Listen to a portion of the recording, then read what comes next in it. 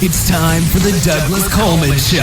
Mr. Smooth and Savvy is joined by guests from all walks of life, from the entertainment industry to authors to political and social commentators, the famous and not so famous, the controversial and the light and fluffy.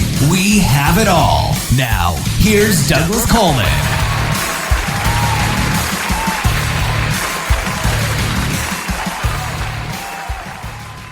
Okay, please welcome back to the Douglas Coleman Show, Dan Flanigan. Hi, Dan. Welcome back. Thanks. Appreciate it. So we looked it up. You were on about 6 months ago. You were on in January of 2024, and at that time you were just finished Mink Eyes, which was the third book, right, in the O'Keefe series? And actually, the one I had just finished was called On Lonesome Roads, which was the third. Mink Eyes was actually the first.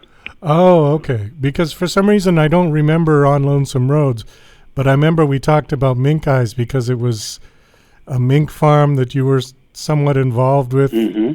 Yeah. Yes. So I remember that story. Well, really, I think we were trying to just talk about the series at that point. So okay. That would have made sense. All right. Well, anyways, this one is number 4. Are you doing 2 books a year? No. No, in fact, the last one before was April 2022. So it took me almost 2 years to get this one done, which was very frustrating since I thought I was going to get it done by October of 2022 when I started out in April. But it just required a lot more. Okay, so when did you start this? You started this series in 2022? No, the first one, Mink Eyes, was 2019. Oh, all right. Yeah. And then the big tilt came. That one came a year later, I think, as I recall. And then On Lonesome Roads, and now this one. And now this one called An American Tragedy. Yeah. Well, I think last time you were on, we did spend a little time talking about Peter O'Keefe and who he was or who he is. Just give us a quick refresher of who this character is. Yeah, he's he's in his mid to late 30s and moving along in age as the series goes on. He's a sort of a child of the 60s, college dropout, Vietnam, drugs, alcohol, and sort of is rescued from the gutter, if you will, by his childhood buddy who's a lawyer named Mike Harrigan a few years before this now. And Harrigan sort of says, I'm going to make a private detective out of you, make something out of you. And O'Keefe goes along with it, and this is sort of his pilgrim's progress, if you will. Okay, well, that sounds familiar. And I think we had talked about... So Mike Harrigan, is that you? Well, I hope it's not me completely, but I did try, and I tried to put more of myself into him so it wouldn't all be an O'Keefe. Oh, okay. So really it's what I've tried to do, and it also gave me a good kind of buddy thing or whatever to do. Although sometimes, like Harrigan's hardly even in this most recent one, So it's sort of a composite character with elements of you? Yeah, I'd say that. Okay. It's hard to escape. I mean, I'd rather have none of me, but you really can't. It's hard to do that. So. Well, I think given your career, you were an attorney for many years, right? And still am. Okay. I would think there would be an awful lot of fodder for stories just based on what you've been through and experienced in your life, yeah? Is that where you're drawing from? Definitely. Quite a bit. I mean, for example, Mink Eyes arose out of a case that I had as a young lawyer down in the Missouri Ozarks that involved a mink farm. The Big Tilt, the second book, had a significant subplot about the S&L crisis of the 1980s, which I was very embroiled in all of the the litigation and everything that arose out of that. So yes.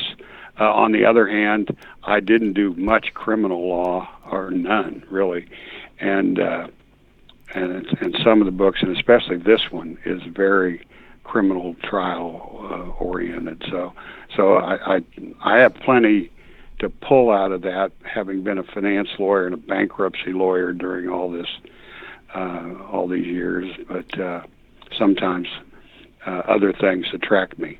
Give us an overview of American Tragedy and American Tragedy. Yeah, it's we have O'Keefe now having resolved some of the problems in his life, including a struggle he's had over 3 books with the mafia, and now he's ready to grow his business, and he's made his 2 employees, George Novak and Sarah Slade, who are characters in the prior books, partners, and big ambitious plans to move ahead. But he gets trapped, if you will, embroiled in the satanic panic of the 1980s, which you may or may not have been around, you may or may not remember at all, but there was a big deal back then about Satanism and sexual abuse of children in daycares. Many people accused, many people innocent, many people still jailed for it. And so his daughter, who's another continuing character in the book, her favorite teacher ever, her preschool teacher, is accused. She begs him to help the defense in the case, and then it becomes a more or less legal thriller from then on. Well, what's O'Keefe's involvement? He's hired by them? Yeah, hired by the defense lawyer who, the private investigators are often hired by the defense in criminal cases. Let me ask you something about private investigators, generally speaking, because there's been a lot of TV shows. I mean, in the 70s, there were tons of them. And I think everybody knows what a private detective is, but I think very few people have ever had the need to hire one. What exactly is their jurisdiction or authority? I mean, they're not a full-blown police officer, right? No, and that can raise lots of problems, too. Ethical, legal, otherwise. So no, although in most places, now back in the 80s when these books are currently set, we're moving into the 90s now, though, in the latest book, there were a lot of places that did not even license them. But now in most states, they have to be licensed in order to operate. But they vary everything from process servers to incredibly sophisticated international, almost corporate espionage people, or people who are trying to resist corporate espionage. And so it's an incredible variety of things that private investigators do. So is it one thing I'm trying to do in these books is sort of show how he's building his business and show the world a little bit about how it actually works in real life. Well, I'm just wondering because, police officers have to follow a certain code with search warrants. They can't just come busting into your house without probable cause. And I would assume that private detectives would have to follow the same rules, right? Well, not as strictly and not as many, but yes. I mean, for example, but it's not necessarily even applicable to private investigators. A big theme on Lonesome Roads, the third book, was wiretapping, and only in the 1980s did that become a serious crime to unlawfully wiretap people and things like that. And in fact, here in Kansas City, where I am now, is in the 80s actually convicted a private detective for, he had a deal with a phone company employee and started spying on the phone calls of his client's wife in a domestic dispute, and they prosecuted him for it. So it's that sort of thing, and there's sort of an ethical code, but it's not nearly as strict and severe as the police. Okay. On the other hand, you don't have as much power. You have no power. I mean, the police can issue warrants. So prosecutors can issue subpoenas. They've got all kinds of law and order enforcement power, sort of thing, and the private detective does not have that. So private detectives do not have arrest power? No more than any other person. Okay. Is there such a thing as a citizen's arrest? I mean, you hear that term, but I've never known of anybody to do that. I haven't either. And this is, nobody should rely on this because I'm really not knowledgeable about it. There's definitely something called false imprisonment, where you can make yourself liable by restraining somebody that you shouldn't be.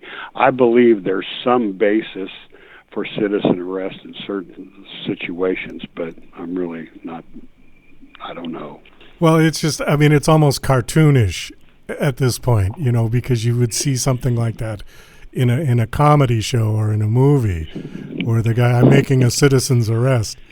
And, I've never seen anything like that in real life. Yeah, no, neither have I. So, interesting when you were talking about the 80s and the satanic thing. I was certainly around in those days. While you were talking about that, though, two names came to mind. One was Richard Ramirez, and yes. And the other one was, when you were talking about the sexual abuse, was the McMartin Daycare, I think was that, yes. Was that case? Yeah. All right. Yeah, absolutely. That was the big headliner. And both of those appear in the book, not only references to them, not, as characters or whatever, but I kind of went down the rabbit hole on this and just really steeped myself in all the literature about it and the cases, a lot of the cases themselves and all that. And then, it's a fictional book, but those who were around back then will recognize a lot of reality in it. Was he finally executed, Richard Ramirez? No. Is he still alive? No. That, I don't think so. He died. He died in prison. Yeah. I believe, yeah. Okay. And California hadn't executed anybody in who knows how long, even though they keep having the death penalty, they don't do anything with it. So. Okay. I did want to ask you about one other thing here, and then we can wind this down. You serve on the board of directors of Childhood USA. Do you still do that? Mm-hmm, yes. Okay. And this was established by Queen Sylvia of Sweden, correct? Yes. Okay. Have you worked with her? Have you met her? I have. I used to run our New York office, and it was great. She usually comes in. I don't know if it's every year, but I think it is every year for the annual United Nations meetings in New York. And we had a board meeting at that time, and she came to the board meeting in my office, and the staff and everybody was quite thrilled about that. It was fun. Was she a nice lady? As far as I could tell, as nice as you could get. Well, I watched a documentary just the other day, as a matter of fact. So when I saw her name, it was kind of a coincidence that I guess the husband, the King Carl Gustaf, I guess they had to wait until his father died before they could get married because he didn't approve of the marriage because she wasn't Swedish, which I didn't know that. I mean, she's Swedish now, I would assume, but she came... Yeah, I know she was German, is German. I don't know how you say that. But I guess so. I didn't know that background. You just told me something I didn't really know. I'm not much up on royalty and so on. Yeah, but it would explain some things. They have Childhood has a very strong German presence, and that would in part explain that. So it was in the early 70s, when they met and presumably fell in love and wanted to get married, and then they had to wait for the That's interesting. The king, his father, they had to wait for him to die because he wouldn't approve the marriage. Once he died, then they got married, and then Carl became king. So it was an interesting story anyways. All right. Well, Dan, we're going to wind this down. Thanks for coming on. The book's called An American Tragedy. Has it been released? June 25th. June 25th. Okay. Do you have a website that you want to give out? Yes, I do. Yeah, please. Thanks. Dan Flanigan Books. That's simple, although I always say Flanigan is Flanigan, an unusual sort of spelling of it. So, but Dan Flanigan Books. Okay. Why? Most people spell it Nagan? Yes. It's like Father Flanagan of Boys Town. Right, okay. But somehow my people literally misspelled it in Ellis Island or somewhere. Could be. So there we are. Yeah. All right, Dan. Any idea of when the next one is coming out? Are you working on book number 5 yet? No, like I said, I was shocked how long it took me to do the last one, but the next one, I've just started with it, and it's about the rise of survivalism, militias, the right-wing hate groups, the kind of things that led to the Oklahoma City bombing. And I'm excited about doing it, but how long it's going to take me, I'm not sure. Well, we'll look forward to that. But it'll be as soon as I can. I'm racing, to tell the history of the times before I expire myself. So, thank you for coming back on the show, and best of luck. Thanks, you.